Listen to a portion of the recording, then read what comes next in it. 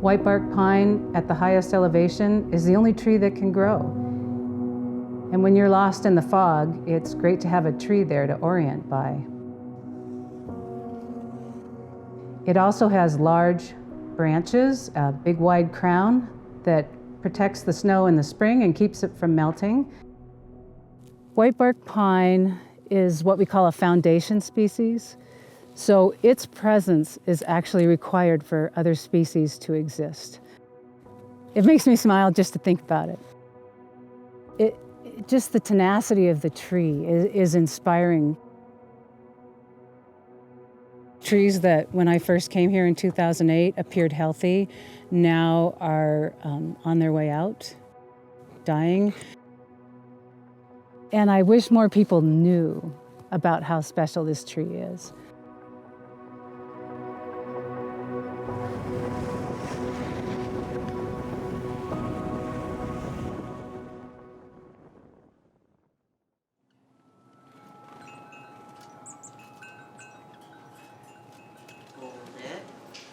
Hold it.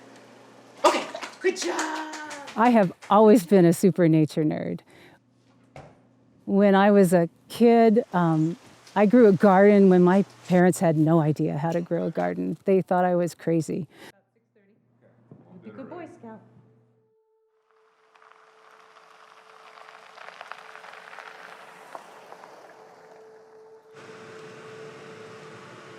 I was very fortunate. I was one of those people who always knew what they wanted to do.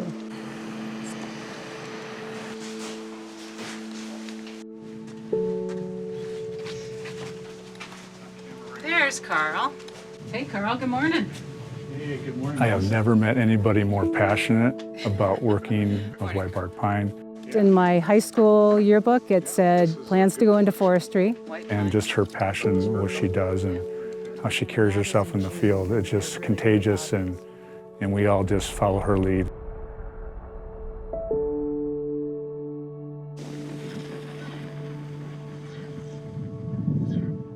Whitebark pine in this area has been hit the hardest of anywhere throughout its range. And there are several reasons why. Mountain pine beetle, fire suppression. Another threat that we have is the white pine blister rust, which was introduced. Over 90% of the trees in this area have been killed by rust. Blister rust attacks all conifers that have 5 needles in a clump.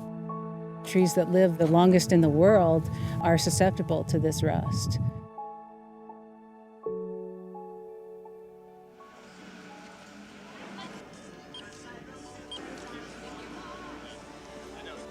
Is it hopeless? We don't think so.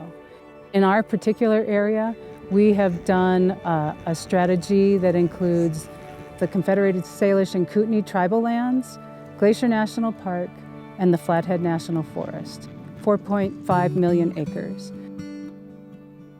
There's a lot of things we can do to restore whitebark pine. Genetic rust screening, seed orchards, and once we have rust-resistant seed produced, we will be planting them in spots that we have identified as the highest likelihood to support whitebark in the long term and begin the process of restoring whitebark pine in these areas where it's been so devastated. I have tremendous hope for the future with whitebark pine, and it's because of people like Melissa. What gets me up and super excited for my day is the amazing people that I get to work with. It is a joy to work with all these people. They all have passion. To work towards this common goal of whitebark pine restoration, I feel very blessed.